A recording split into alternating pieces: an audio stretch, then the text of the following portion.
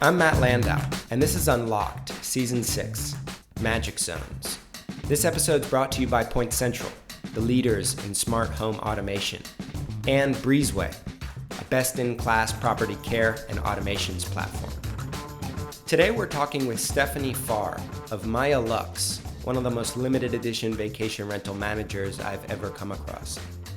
Steph walks us through the blueprint that she used to build her vacation rental business, owner relations, and managing and monetizing all of her guest experiences. We talk about giving back to the community in which we operate, which in turn generates her more income, thriving in and after the peak of the pandemic, and Steph's very unique technology stack. And to my property management software friends, I apologize in advance. Let's get into it.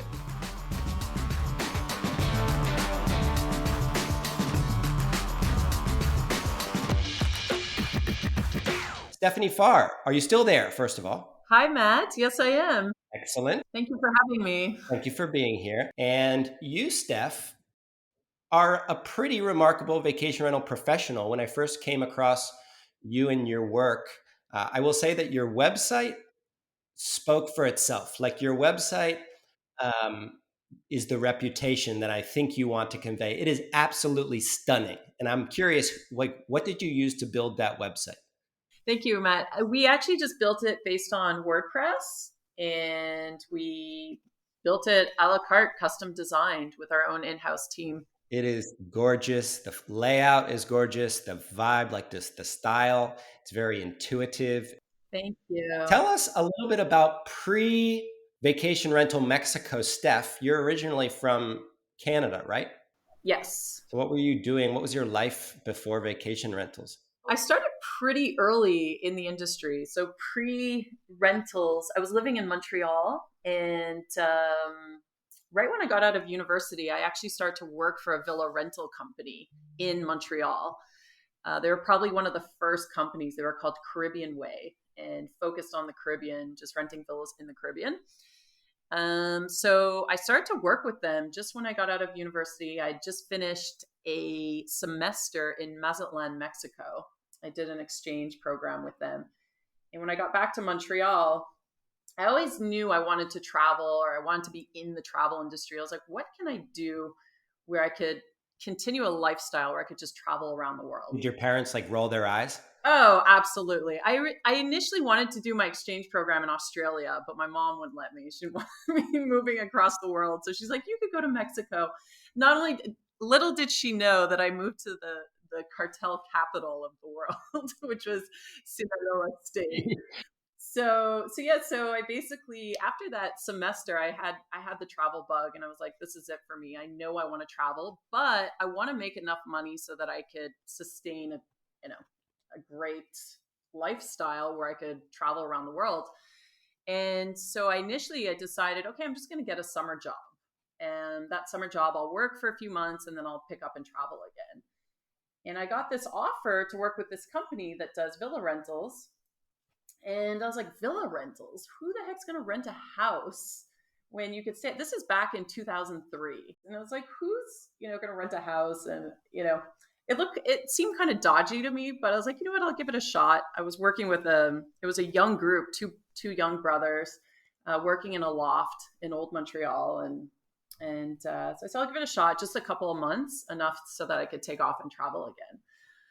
Well, those 2 months ended up being 5 years. And I continued to work with this company. They emerged from Caribbean Way to Luxury Retreats.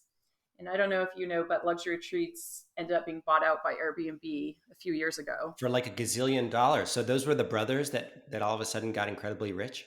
Yeah. So Joe Poulin, he's the founder, and Jazz's brother, they both pretty much started the business in their basement, and then evolved into end up being the largest villa rental company in the world. So it was a very small company when you first started. So you kind of got to see the inner workings of what made that company tick. Yes. I would say I was the 7th employee when I started with them, and they hired me specifically to my role was to expand the villa portfolio and find homeowners that were interested in renting their homes in the Caribbean.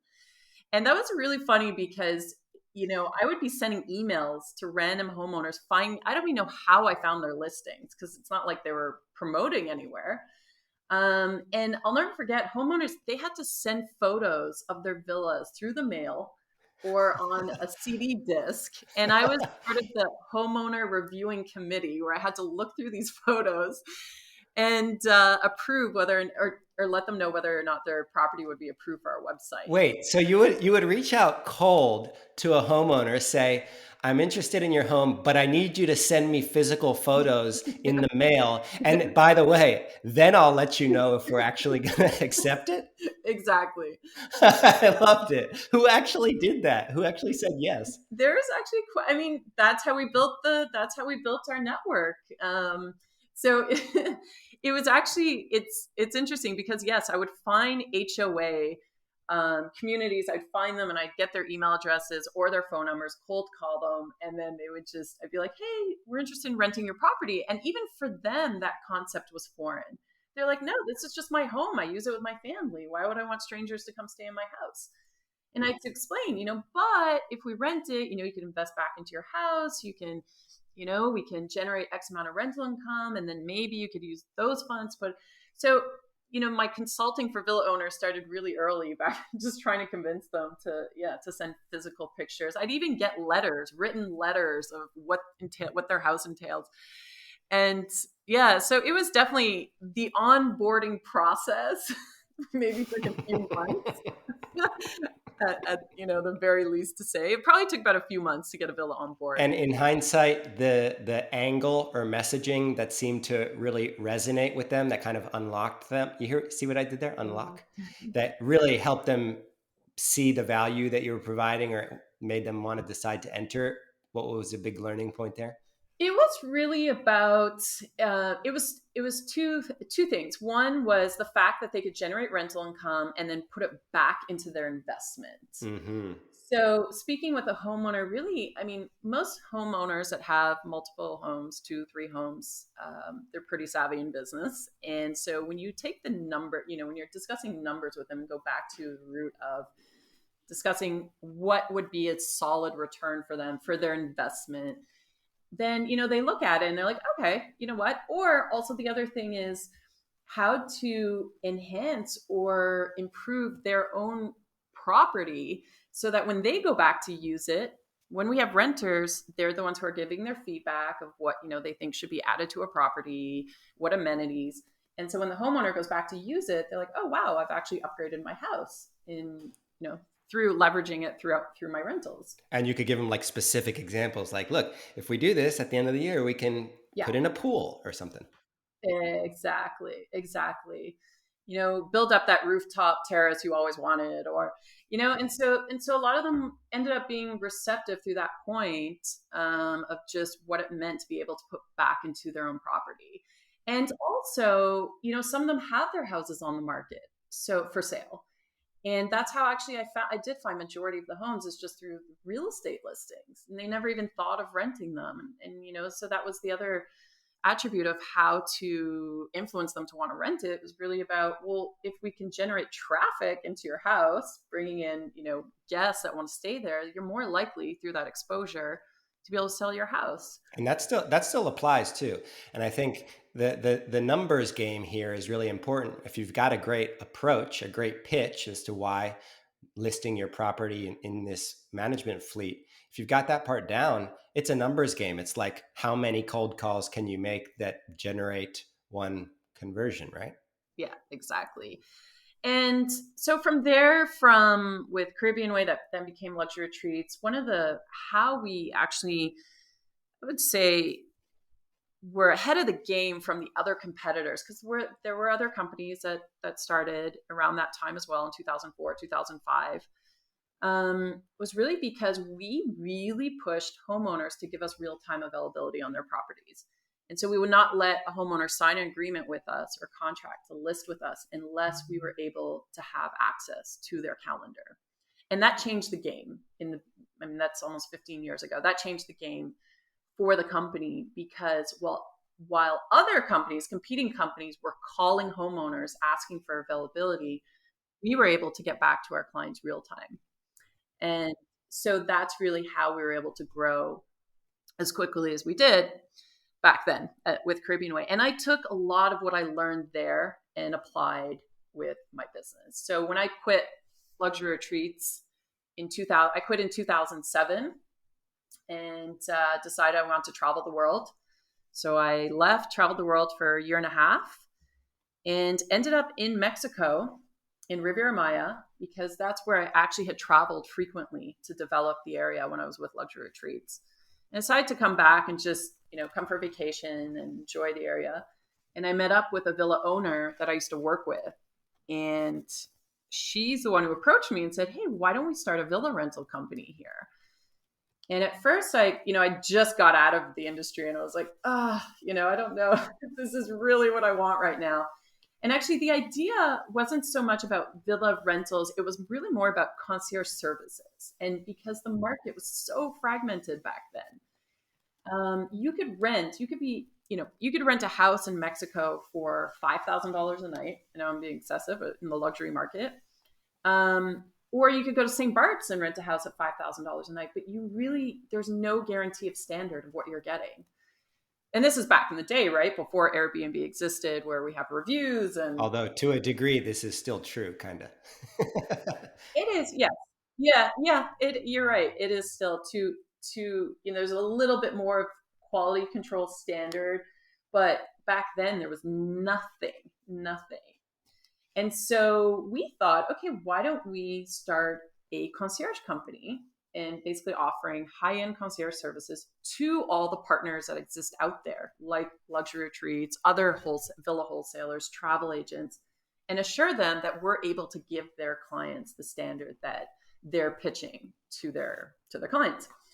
So that's how we started our business. And then in 2009, early 2009, we got hit with swine flu, ironically. Yeah, swine flu hit us. And so what happened was tourism came to a standstill here. Travel, the airport shut down, hotels shut down. And we had villa owners that in the area, they basically approached me knowing what I used to do with Luxury Retreats. And they said, hey, would you be willing to manage our properties and just get our villas promoted and do what you can to start renting them instead of just doing the concierge service? And so that's how My Luxe started. It was really just a very small, tight portfolio of villas that we took on doing property management, rentals. We didn't even have a website for the first year and a half. We didn't need one. We basically we were the ones that were plugging in our villas with our partners. And then only in about 2010 is when we launched the first version of our website. Wow. Okay. So you've kind of, by the way, I love how for the first 10 minutes of this podcast in which I asked if we could talk about your life pre-vacation rentals, it's been all vacation rentals. And I think our listeners will appreciate that too. The launch of this business that you just left us at, and you've also kind of seeded the conversation for our COVID topic in just a bit, because this is now your second pandemic. Can you give us an idea of what the business currently looks like? And this season, we're focusing on a theme that we call magic zones, which are basically sweet spots that a vacation rental owner or manager can define for themselves, reach, and not necessarily have to go through the roof. Just find that sweet spot in which you are comfortable, you are making good money, you are happy. Let's walk through some of the aspects of your business just so people have an idea of what your sweet spot currently looks like. What's the employee situation? So we have over 40 employees in our company. We are definitely, I would say, sweet spot. We're definitely still in our growth stage, which is exciting because we haven't even really plateaued as a company. And especially during COVID. And I don't want to sound insensitive in any way, because there's definitely been a lot of hardships for businesses on personal level, health wise, in every aspect with COVID. For us, COVID, I really don't want to sound insensitive saying this, but COVID has been a sweet spot for us from an employee perspective. Being in the industry for 10 years, actually almost, well, me personally in the industry for 15 years in the rental industry. The company is now 11 years old. As of February, will be 11 actually. I would say we have been able to just, number one, with employees, trim the fat over this past year. Being able to, and when I say trim the fat, it's understanding who we kept on board just for the sake of keeping on board, because we kind of just felt bad, keeping them, and understanding that sometimes the company outgrows our team and the team outgrows our company. And how I see success and a sweet spot in a company as well, for my business specifically, is setting up my team for success may also mean that they're no longer successful with us. And if they can move on to something new, and even if it's us helping them start their own business, or, them seeing in their magic zone, but their magic zone is not in Maya Luxe, how can we support them when they leave? For me, that's success of a company. And so we've been able to, through this time, to look at our employees and say, you know what are we doing? It was a time of recalibration for everyone in our company. Some of our employees have left. They started their own businesses. They're finally able for us to see them shine, because yes, we just went through a point where the company outgrew them, or they outgrew the company, but we just always felt so committed to one another. I'm guessing that same kind of trimming the fat or recalibrating has to do with properties too. What's your current property portfolio looking like? We have 111 villas in our portfolio. Trimming the fat also meant, and going back to with employees as well, it's the same. How we are with our employees, the same with our villa owners, for example. We focus on values, and that is what shifted from the beginning, that I could say, until now. Whereas before, we would hire, or we'd look at, who has the best property or who has the most experience in this industry. But really now it's shifted to looking at attitude, looking at who's aligned with us, who's flexible. We've had homeowners through this time of COVID where they just refuse to be flexible, and understanding that they're also shooting themselves in the foot. We understand, like what happened with Airbnb, for example, where they just decided to refund all the reservations, and hosts were furious. But at the same time, we have to work with homeowners that are flexible and also that are aligned with us. And this is what's going to happen as we move. We have let go of some of our properties, even though beautiful villas. They just weren't aligned with our values. And are those values somewhere clearly stated online, or do you present those values to your property owners when you're forming a relationship? We present them when we're working with our homeowners. We give them a presentation, and those values are listed in that presentation. And like, what are some of the values? Growth is one of them. Service is another. Service meaning giving back to the community. We love to say, like, we inject weirdness in what we do. So and just, it's a form of magic and play. And if we can't play with our homeowners, if we're not aligned on that partnership level, then we unfortunately have to say, it doesn't matter how much revenue your house is bringing to us. We unfortunately have to let you go. And it's tough. These are really, really, really difficult decisions. Never asked me 10 years ago if I ever thought that way. No way. It's like, no, this bill is generating X hundreds of thousands of dollars for us per year. Of course, we would never let this owner go. And that just ties into who we're marketing to, who's our niche, and when you're so strong in a vision, it's inevitable that you're going to lose. And you want to basically trim down the ones that aren't aligned with you. And that also for me is kind of a perfect example of a magic zone in which you've just formed a relationship with a partner that's more than just a transaction for a booking. It's like you're in business together for the long haul, Yes. so long as you're each upholding Yes. your side of the. Yeah. And I love that you said the word transactional, because that's how when I work with our partners, I say it's not transactional, it's transformational. And that's on every level with our guests. We like to say this isn't a transaction, it's a transformation. And then, and that's just really how we look at everything in every aspect, working with our villa owners, working with our partners who also provide the experiences to our guests, and then with our guests as well. Real quick before we move on, the property count has remained approximately the same as a post-COVID, or has it grown? It's remained the same because we've let a few properties go, and then we've also added a few. Got it. Love it. Mm-hmm. Moving forward, the experiences that you offer to guests, this is now something that a lot of vacation rental professionals are more familiar with, because Airbnb has begun their whole experiences side of their business. But a quick summary of what that experiences component looks like. For us, we originally used to call it just our concierge services, and then we pivoted to we have a curator. So if a guest books a villa with us, that reservation, the sales agent then moves that reservation to the curator. The curator's role is basically, it's like, here I have a blank canvas and I'm here to create an exceptional experience for you. And we always like to tell our guests is basically the villa really should only be 20% of the vacation, of the experience. And then the rest of what they do with their time is truly 80% of their vacation. And so while we have our full sales team that is responsible for closing the bookings, really where the magic happens is with the curator.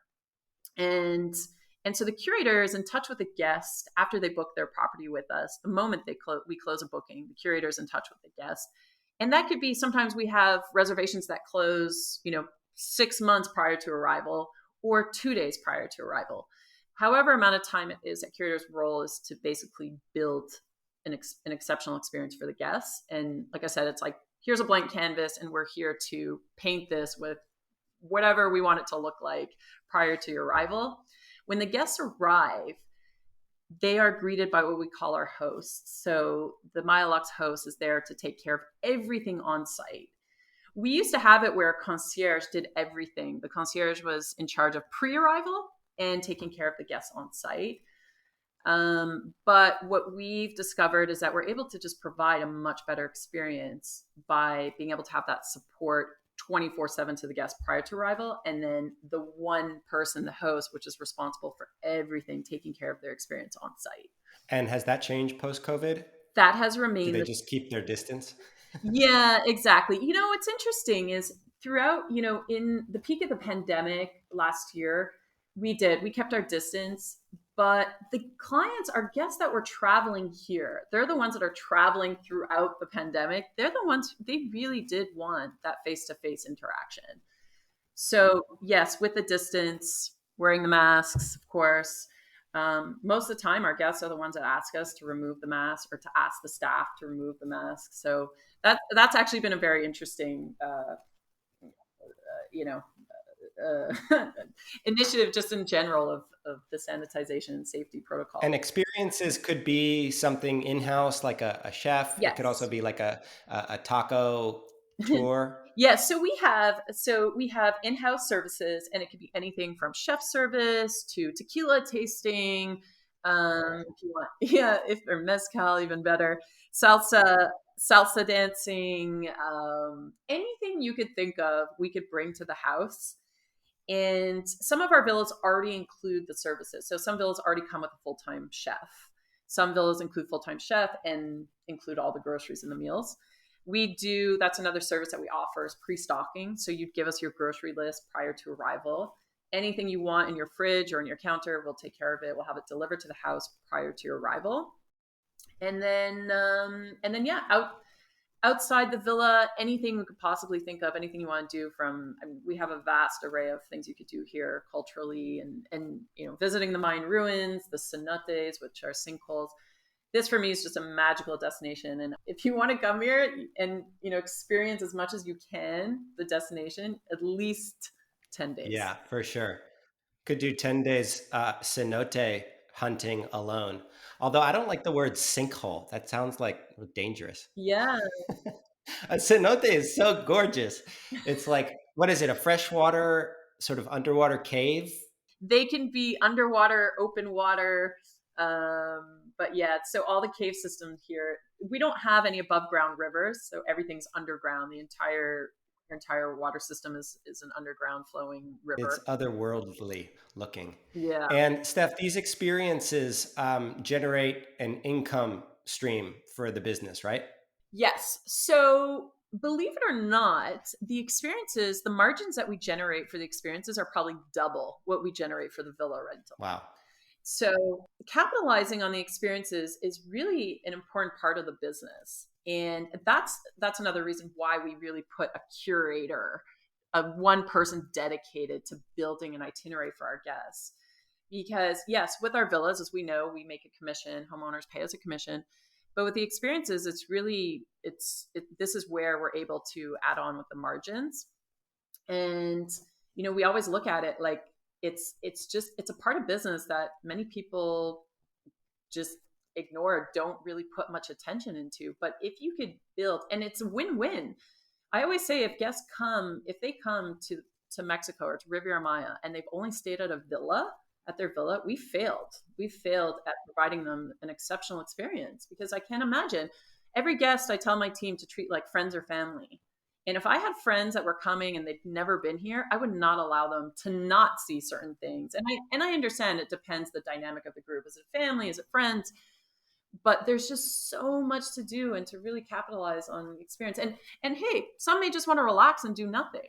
But even so, you could still provide an experience for the guests who just want to relax. And proof of that is it doesn't have to be just ultra luxury like you've got there. There are experiences happening in any given destination. If you need ideas, go to Airbnb experiences. Granted, a lot of them have changed a little bit since the pandemic. And I want to just correct myself. I keep saying post-COVID, but we're totally still in the middle of COVID. Post-peak is a better way of putting it. Yeah. But this is a good idea for anybody to be in thinking about, that your guests are already probably likely to want to do these things. And it doesn't have to be just an ultra luxury experience. It could be a search for a sinkhole. Yes, just a sinkhole. Or just, touring and finding the best taco in town, or, who makes the best margaritas, and having a local guide just take you around. And it's true. It doesn't have to be extravagant. I would say, it's always in the most simple moments. That's paradise is just finding the beauty and simplicity. And now a word from our sponsors. This episode's brought to you by Point Central, the leaders in smart home automation. But instead of me telling you how great I think they are or reading off some kind of script, here's Karen and John Bobby of Sunset Properties. Point Fabulous. Central, no other way. We tried other locks, and the Point Central locks blows all We the did other a companies. test. We did do. 6 of every one available. And because we're at the very end of the island, we have limited internet. We have limited, as you know, cell service. Access to teammates. Exactly. And so therefore, and then you also have a harsh environment here with the salt water and the wind and, all that other good stuff out there. So we wanted to make sure that our locks stood up to the environment and that they were always pretty much, 90% ready to rock and roll and not losing, And connection. Point Central won the competition. Hands down. No connections lost. Like we had attrition on the others in 3 months. Attrition, literally the things Literally, were dying. things didn't stop working. I could not have said that any better myself. If you'd like to learn more about Point Central, head over to pointcentral.com/VRMB.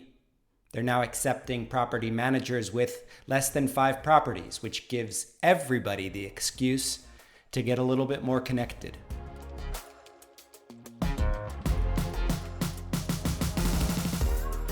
And Breezeway, a property care and automation platform that solves the challenges of ensuring clean, safe, and high-quality properties in the wake of the pandemic. And instead of hyping Breezeway myself, here's Christina Thorenson of Chattanooga Vacation Rentals when I asked her what's the single technology shift that she considers most important to her business. I think there are some folks on the property care housekeeping side that are doing some really cool stuff with confirming sanitization and disinfecting of properties that I think where we're going to see technology with every housekeeper has a cell phone and they're checking into their system and checking out when they're done. They are taking pictures of the chemicals they're using and the spaces they've cleaned. And I think that is a technology shift. That's something that the guest might be able to access directly moving forward. I like that. Let's give a shout out. Who are you talking about right now? Well, I see Jeremiah Gall and Breezeway does some really cool stuff with that. You know, they're trying to do some things where they're incorporating that tech that's already available in the smartphone to help increase the guest's level of comfort, which I think is good. I couldn't have said that any better myself. Head over to breezeway.io/VRMB, where you can do a free demo and secure free implementation if you decide to sign on. That's roughly a $1,000 value. That's breezeway.io/VRMB. Now let's get back to the show.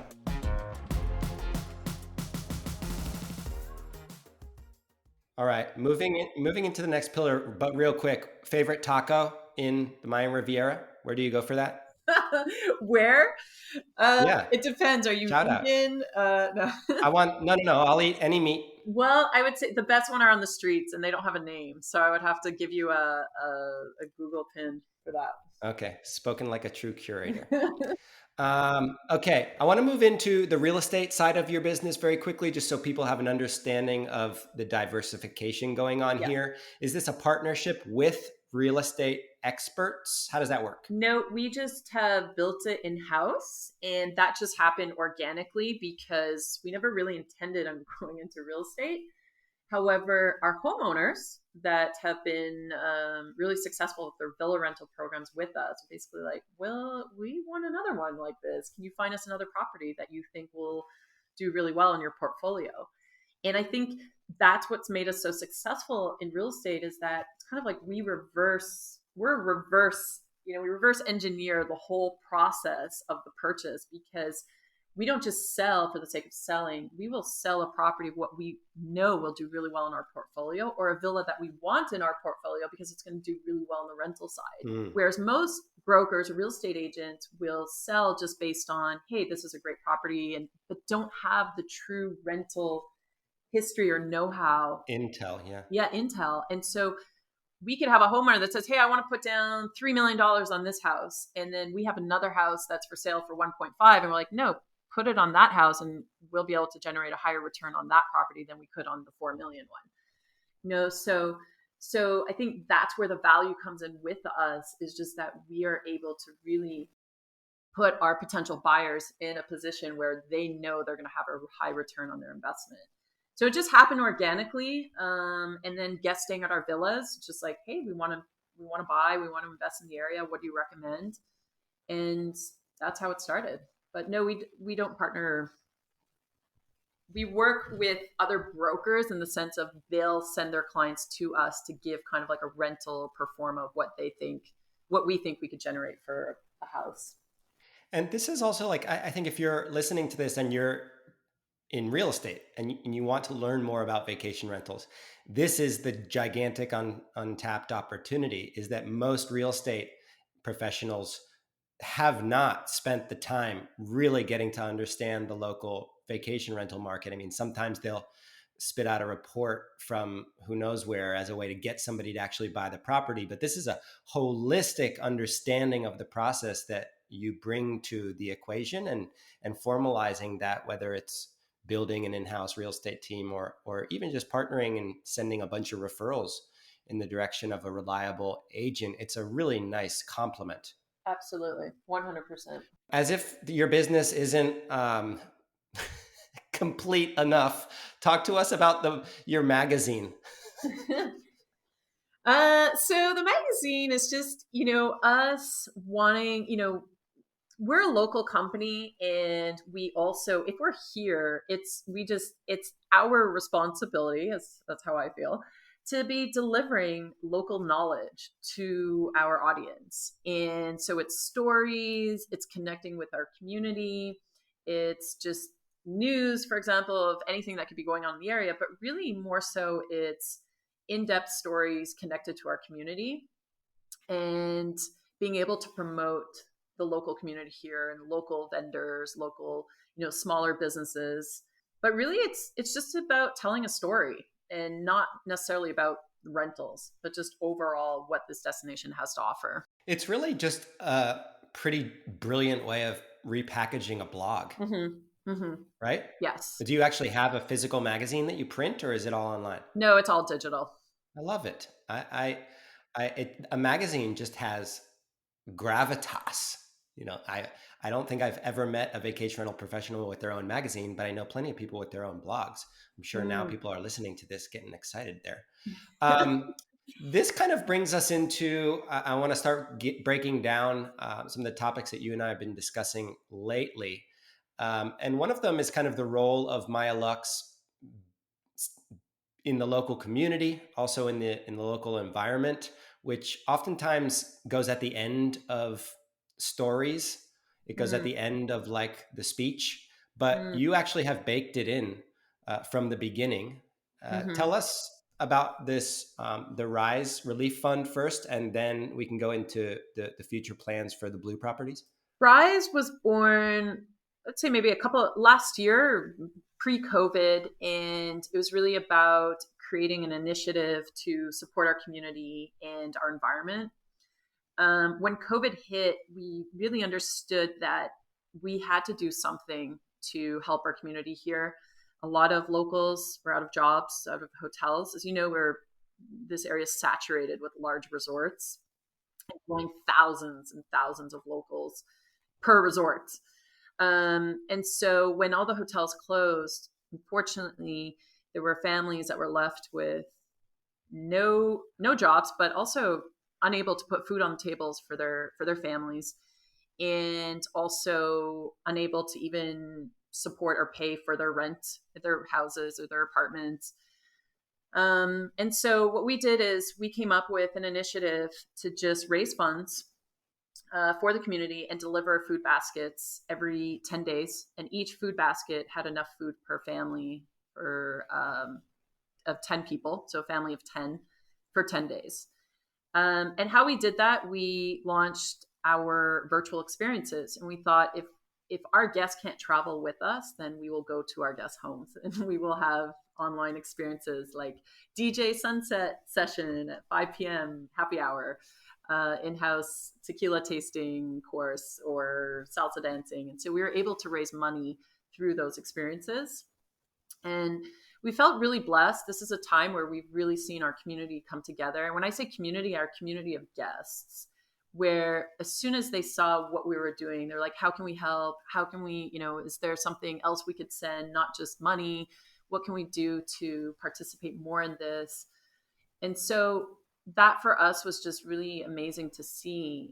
Again, not the locals that live here, but just our guests alone that we've reached out to that were really, really helpful. And I think a lot of vacation rental professionals have guests that have stayed and just created exceptional memories in the destination. It really means something to them, and asking them if they'd like to support any given cause, or perhaps in some cases, it's actually making a small donation to whatever cause upon the booking.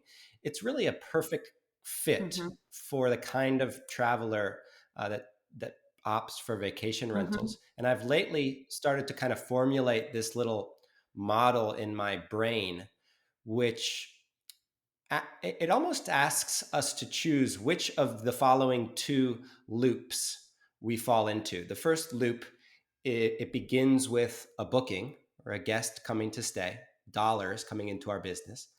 We, as the hosts, are somehow contributing back to the local environment, whether it's a donation or hiring locals or supporting causes. That in turn makes the destination and the people that live there more delightful and happy to have our guests, which is a reinforcing loop. It's a good, positive, virtuous cycle. And I think that's the one that everybody would choose. But if you're not consciously doing this thing, you risk falling into the second loop, which is the booking comes in, the guest dollars hit your bank account. You're not contributing to the community or the environment in which you operate in some way. The neighbors start getting pissed. Your guests start almost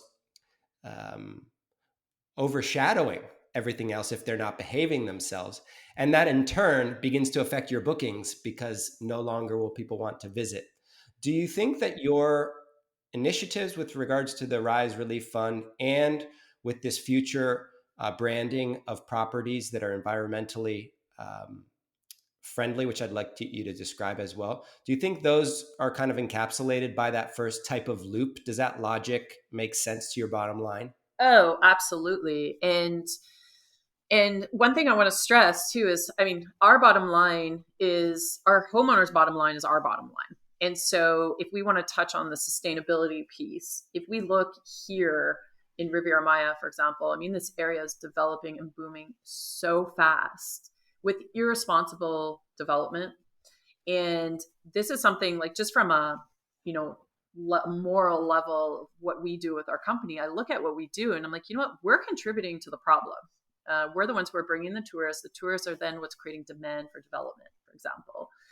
And so we're entering into a phase with the fast development process that's happening here. There's lack of proper waste management.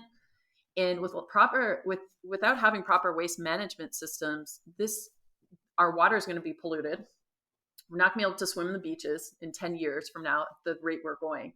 And so if we want to look at, just the whole ecosystem from a homeowner level, what's going to happen to the demand of their property if it's a beachfront property and their beaches are no longer swimmable, the water's no longer swimmable. So we all have to take responsibility. And that responsibility starts from, I would say definitely, a homeowner, but they're not 100% involved to that level. Invested, right. Exactly. And so then it moves on to our responsibility. And then we have to educate our homeowners and we have to educate our guests. And from what we've seen, our guests are happy to know that they're coming here and making a difference. And so there's that intrinsic motivation of I'm not just here to book a vacation. Wow, I'm actually booking a vacation and I'm making a difference. And it's that feel good. It's that, wow. And exactly like you said, Matt, like you could, from the moment of the booking, we have where, this is what we're actually building. For example, a guest can choose to opt where they want to donate or match what we're giving back at the time of booking, at the time of checkout. When the guests are here, we have a program called Change for Change. Nobody likes to travel home with their loose pesos. Who wants pesos in their bag, right? You're not going to exchange them. You're going to save them up for your next trip, but then you probably forgot them at home and whatever. So we call it Change for Change. You could leave your change on, back at the villa and you could choose where you want that change to go to. And, love it. Mm-hmm. And so that's whether it's the sustainable piece, it's the community piece, but just giving them that choice. And so it's the tiny little things that we could do. They're not hard.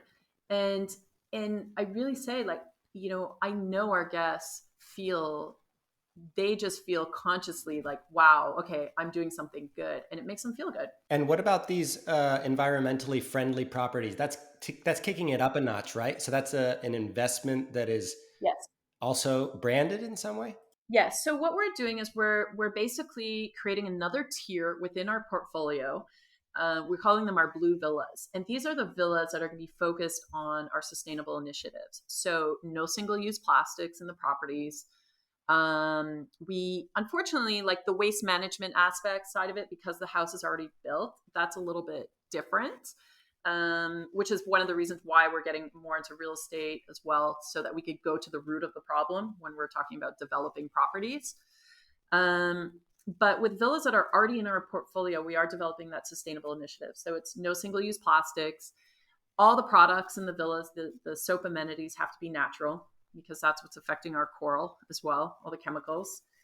And the other aspect of it is, for example, just again, like, I mean, I guess it ties in with no single use plastic, but water bottles.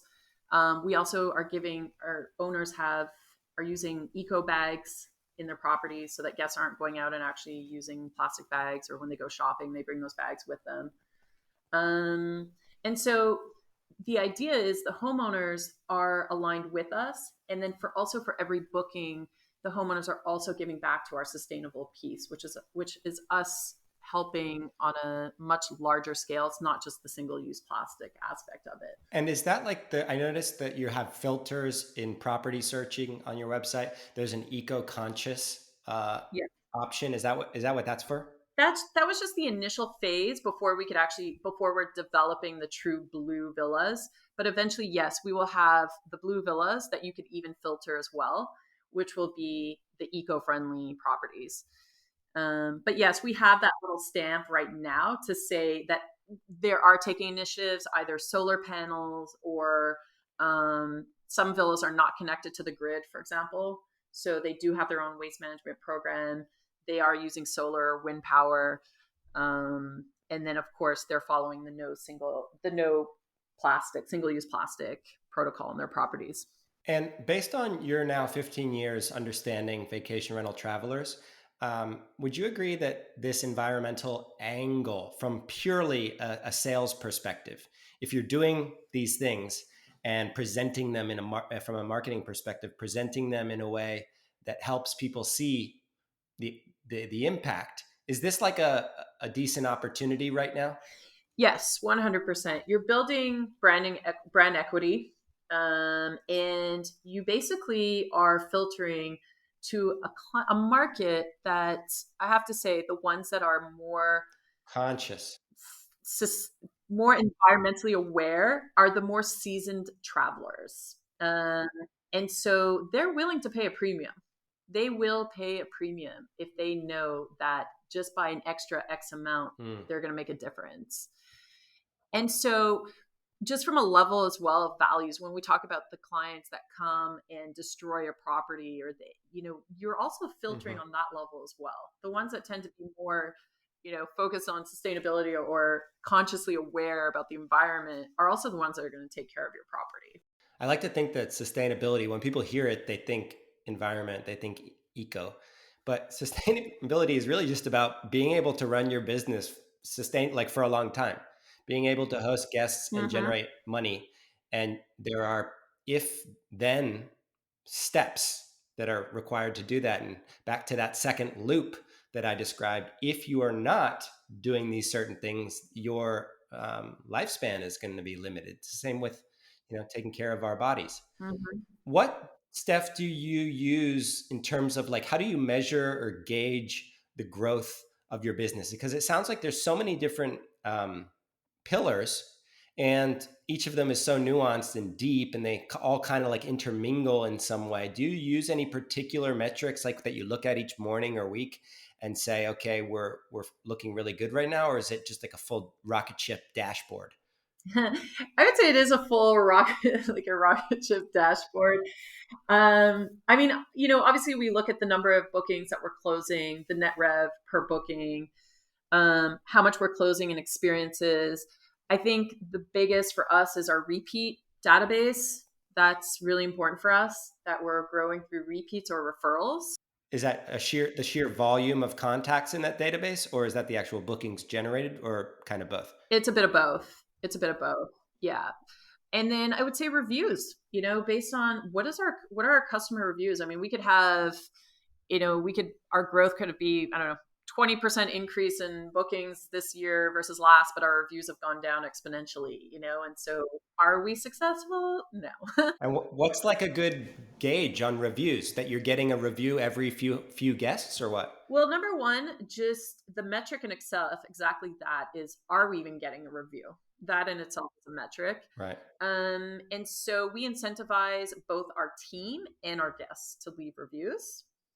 And then within the review, if it's, obviously we're aiming for the 5-star review. What do you mean your team? So our hosts, when they check out, and so just to explain our host, when I say host, I'm not referring to the villa owner. Again, I'm referring to the host as in our team member. They're the hosts who take care of the curator or the concierge. Yeah, right? exactly. So hosts, aka concierge. When they check out the guests, it's their responsibility to collect the review from the client, whether it be through email. We have iPads on site, so they could fill out all the information on the iPad when we're checking out the guest. And then if we don't receive that review when the guests are checking out, then the experience manager will then follow up with the guest directly and ask, hey, how was your vacation? We'd love for you to fill out this review. And so our team meaning the host, they get compensated based on reviews, and they also get compensated based on repeats. So it's in their best interest to make sure that we have, or our guests want to come back. So in your system, what software are you using as a CRM or to track all these individual clients along the way? Salesforce. I thought you were going to say like we built our own CRM. Well, technically Salesforce is like building your own. It's been a love-hate relationship. What do you use for your booking software? We use Salesforce. Everything goes through Salesforce. Wow. So wait, you're literally not even using a property management software? Nope. We've built everything in-house. Wow. That's why I say it's a love-hate relationship. But you know what I love about that, Steph, is we've been doing a whole lot of research on property management softwares lately. Mm-hmm. And the ones that are really accelerating are the ones that have a really strong backbone of a CRM, and not just like we're a property management software and we also happen to have a CRM functionality, but I'm like talking like built into the DNA of the tool. A good example is Track, hospitality software, which we kind of saw a while back was the only one who was really doing this, and it's a game changer. So what I love about what you're doing is that you said, okay, we're gonna take the game changer and we're gonna build the rest of the stuff around that. So you can like accept bookings, you can track everything through your Salesforce interface. Yes. That is so cool. And that I'm guessing can also track a review if a guest is going to leave a review or if it's been a couple days since they got home and they haven't. Yes, exactly. Okay. Everything. I love this. Yeah. Short side story. Yesterday I went fishing with my best friend Adam, who's visiting. We went fishing in the Everglades, and it was like the most magical fishing trip I have ever gone on. It was the stone crab capital of the world. And we picked up stone crabs at the local gas station before getting onto the boat.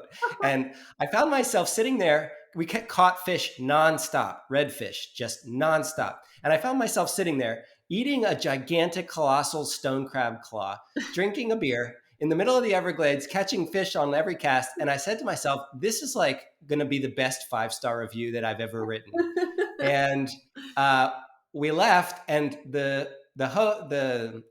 guide, he said, when we were leaving, he said, would you mind writing a review? And I said, absolutely. And I know between us, I'm most certainly going to write a review. In fact, it's probably going to more resemble an essay. But he then texted me again this morning. He said, again, that review, like, would you mind writing the review? So I feel like you have to strike your balance of not demanding too hard, but also believing in the fact that if you create magic, people are going to want to share it, right? Yes, absolutely. I 100% agree with that. It's a very delicate versus, you will leave me a review, damn it.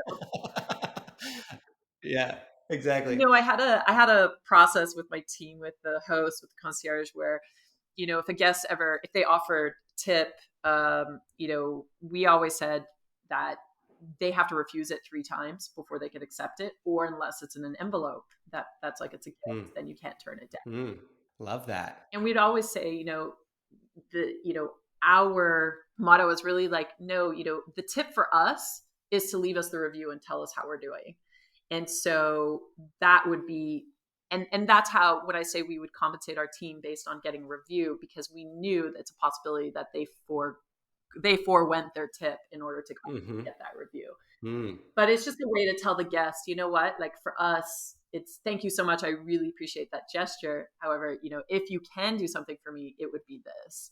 Right. And and of course, if they say no, they say no. And then we go into the incentivized, okay, we'll give you 5% off your next stay. They move into phase 2. Yeah, exactly. Steph, we're nearing the end of an hour, but I still have a couple categories that I want to talk about. And if you're okay with your schedule, I think our listeners would appreciate me to flesh all of this out, because the advice that you're sharing here is really amazing. And our new theory on podcast length is that so long as the conversation is interesting, you can go as long as you want. So let's just hammer through here. Sure. With regards to technology, you've talked about your Salesforce tech stack, for lack of a better word. Are there any other tools, whether it's a product, a software, hardware, or a service, that is helping you make more money and ideally saving time or energy? We actually just moved to Zoom for phone. I didn't even know it existed a couple of months ago. So Zoom phone we've set up. And that's for communication within your team and guests? And guests, yes. So they launched recently, like voice over IP. Before we had that, but we were using hard phones. So now it's switched to the software on our computer and iPhone. I'm assuming everyone has iPhones and cell phone. But they're calling a number and it's coming into your Zoom. It's almost very separate from the Zoom, like what we consider our Zoom meeting. So they set us up with our 800 numbers, our extensions, everything. Oh, cool. I think I might get a little bit intimidated if I'm booking a vacation and my host is like, okay, now we're going to have a Zoom webinar. It's a regular 1-800 number. Okay, got it. Yeah. No, that'd be really funny. And that syncs somehow into Salesforce as well? That's all synced into Salesforce. So every phone goes to every what we call opportunity within Salesforce. And so we can go in and monitor and go back and listen to our sales team's calls. And amazing. So that's something we just recently implemented. We use Asana for project management software. So Asana also is linked to Salesforce. We use Asana, Slack. Slack is fun. Salesforce just bought out Slack, actually. And so Slack, for those who don't know it, is a collaborative tool for teams. You're not having your guests on there, or are you? No, we don't have our guests on there. What about your homeowners? Our homeowners, nope, we don't have them on there. They just basically go into, they have their own login if they want to go into Salesforce. Got it. Okay, cool. It sounds to me like also when you identify a problem that you need to solve, you basically just make it yourself. You make the tool. Yeah, that's what I was saying. So it's a love-hate, because it's the creating. When there's customized softwares out there, you're like, let's just go the easy route. Right. But then when we go to the customized, we realize we're just more sophisticated in where we're at. So we haven't found one software that encompasses everything from, the experiences, for example. There isn't a software out there that connects the experience side to the property management side. And so we're just connecting so many different softwares. So we decided we just have to, if we find a software or something that solves a problem for us, what we do is we use it, and then we'll basically kind of piggyback and say, okay, let's just build it into Salesforce. Because we're looking to scale up and also launch into new destinations. And whereas most softwares charge you per villa and not necessarily per user. So when we get to the point where we have like 1,000 villas in the future, when we're in different destinations, it's just not going to be scalable for us. And so on the flip side of that, I'm guessing there's aspects of the tech landscape in our industry that frustrates you.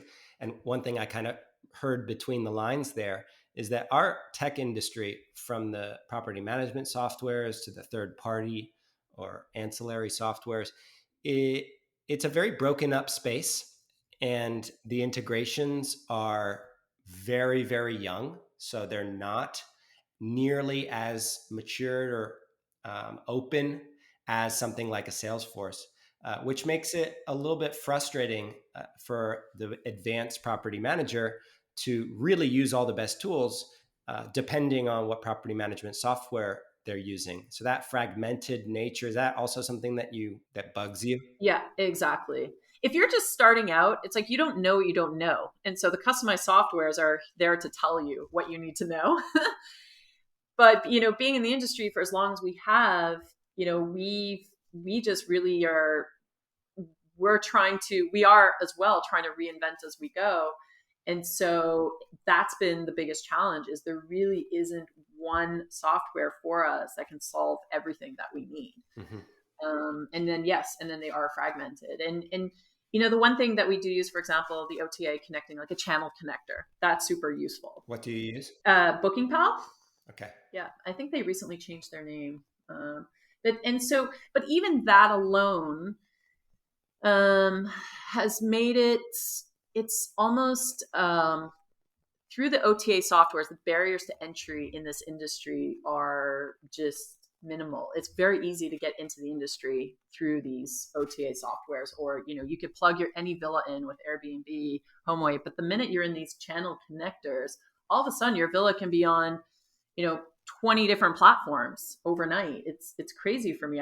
we don't really use, as a company, we only plug our villas in with Airbnb, HomeAway, and VRBO, but we don't use many of the others. Like, we don't put on Expedia or Booking.com. Marriott just recently launched Marriott Villas. So that's it's just been very interesting to see how the floodgates have opened through these channel connector softwares, because you could just sign up with one of these companies and boom, your villa is exposed to, 30, 40 different OTAs. And when you talk about growth, you're talking about expanding, you're talking about getting to 1,000 properties at some point. Back to this Magic Zones theme, my guess is that you have to set some limits on growth. Like, you can't just take on every opportunity that presents itself. You clearly have created a rubric for your properties that you will accept. You've created a process for the right types of employees to hire. Is there any other kind of just general throttles that you use to make decisions in order to avoid growing too quickly? Because this is still the hospitality sector in which the little details really matter. Yes, absolutely. So we go back again to how can we continue to stay aligned with who we are and where we want to go. And, for us, I always say our what is the villas. What we do is villa rentals, but the why is actually to create an impact and to make a change. And so if we're going to go to another destination, it's how can we create this awareness of what needs to be done? So like if we were to go to Cabo, for example, if we want to launch in Cabo or Puerto Vallarta or other areas in Mexico, and I'm just talking Mexico alone, it's really, is there room for us for our why? And again, that why is, when I say we're going to add villas, we're not necessarily going to start how we started 10 years ago. We're going to start with that, that segment of the villas that are focused homeowners that want to focus on sustainability, that want to focus on impact. And that's really where we're headed. That's our why. And as long as we could stick to that why of what we want to do, that's really kind of that throttle for growth. And it's not going to be a hyper growth. It's really about, and for us, it's less is more, really, as cliche as it sounds. Yeah, it is still a pretty good motto. Yeah. And I also think that it makes things a lot more manageable. Like the conventional world of startups, I try to, train entrepreneurs to grow as fast as humanly possible and break stuff. And we've all seen what happens when companies do that. Breaking stuff, as it turns out, is not great for communities. Right. It's a nice sort of digestible reminder, even if you have one property and you'd like to grow to 2, or even if you only have one property, but you'd like to increase your repeat guest count by 15 or 20% next year. It's a manageable thing to focus on, as opposed to just purely going for volume. And I think it really, for us, it truly is not, it's not about the volume. It's about how can we spread what we're doing here to other destinations, and with intention. For us, it's just everything that we do is with intention. Like that. Last little subject matter has to do with how this pandemic, COVID, has affected your business in terms of operations. Now, seeing as though this is your second pandemic, I noticed that you've got COVID updates on the top of the website, which are always up to date and front and center. And that helps to clarify any concerns. I noticed that you also have your in-villa COVID testing, Mm-hmm. that you're getting hiring your own supply there, getting COVID tests every day because you can. What other adjustments as a result of this pandemic have you had to make that you think is worth sharing with others? I would say from safety measures, wow, we had to shift our check-in, check-out process, of course, which, sanitizing villas, it takes a little bit longer than a typical checkout or typical cleaning or turnover process. And so from what we do is just, when guests check out, we give our guests what we call like our little sanitization kit on arrival. Trying to avoid the single-use plastic as well, all in one, which is a little challenging. Yeah, like here's a secondhand sanitization kit. It's already been used. Don't worry. It's been sanitized though. So I just, just in general, the overall protocol has shifted and we had to pivot on that aspect. Not allowing same day check-in, check-outs. That's been really hard for us. Just because the turnover time is not enough in order to truly sanitize our property. Testing our team.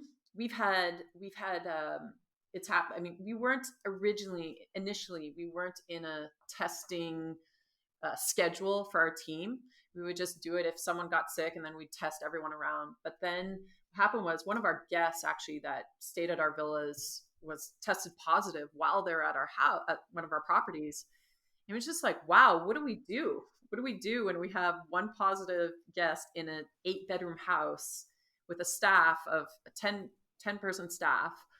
How do we protect our staff? How do we protect the rest of the guests? And so just to be able to come up with a protocol, in how to handle those, situations that we never really would know how to handle. That for us has been kind of like one of the biggest out of everything is how on the fly to handle these situations, because there's still things that are coming up that we haven't experienced. We don't have the expertise on what to do with it. Exactly like having a guest that has COVID in one of our houses. So a shift, testing our team, keeping them safe as well. Like I touched upon, what do you do when the guests say, we don't want you wearing your mask, and it's that fine line of, okay, I'm here to provide a service and it's personalized, but we also want to protect our team, our staff. And so I would say on that level, it's just been kind of coming up with our protocol on the fly. And then, the biggest is keeping our villas clean and sanitized. And I think there's a certain sort of binary nature to this. If you are the host or the owner or the manager who's putting thought into this stuff and you can communicate that to guests, you're significantly more appealing than somebody who has not put in any thought or who has not made any adjustments. And I like to think that as a traveler, like at least for me going to a restaurant in this COVID era, if I know that the restaurant is thinking about these things and conscious of it and trying, I'm much more likely to go and support than a business that is not putting in the thought, right? Yes, 100. And it's interesting because when it's funny that you say that, because I've been to restaurants where, the staff, the waiters are wearing their mask under their chin, which just cracks me up because it's just like, yeah. Like you look at them and they're all wearing their masks under their chin, but then it makes you question, like, okay, if this is, are they actually cleaning back there? It's not even like pre-COVID. What were the sanitary Right. regulations like? Because if they're not following it through at a time like this, when it's mandatory, and what was it like before? So right, yeah. Or what's the kitchen situation like? Exactly. I'm like, So, it starts to create this level of awareness for you. It's not exactly like you said, it just helps you give this appreciation and also understanding of who you want to give your business to based on really who's actually taking care of these little details. Because if it's not in this detail, then it's clearly not going to be in the others either. Yeah, well put. All right, last question. It has to do with exits. departing the vacation rental industry, which I know is not in your plans anytime soon, but you and I had a conversation a while back in which I argued that at the very least, having a conversation with somebody who could provide any advice, whether it's on how much the business is worth, some things that you could begin doing now to maximize the amount at which you sell. I think a lot of folks in our industry have zero intention of selling their business or the properties if they happen to own it. But if you are putting in some basic measures while you're doing the hard work, you give yourself options, and maybe it becomes too annoying. Maybe the challenges become too steep. Maybe it's just not profitable anymore. And my question for you, Steph, is after having conversation, who did you end up speaking with? I can't remember. Was it Jacoby? Yes, Jacoby. Jacoby. Okay. After a conversation with Jacoby, is there anything you take away from that little exercise for others who maybe don't have any intention to sell anytime soon, but could be thinking about it in the future? Yes. So number one is what I took out of it is you're looking at, if you want to sell, like even whether it be today or maybe who knows in the future, or who knows, maybe someone's going to approach you out of the blue and say, hey, I want to acquire your company.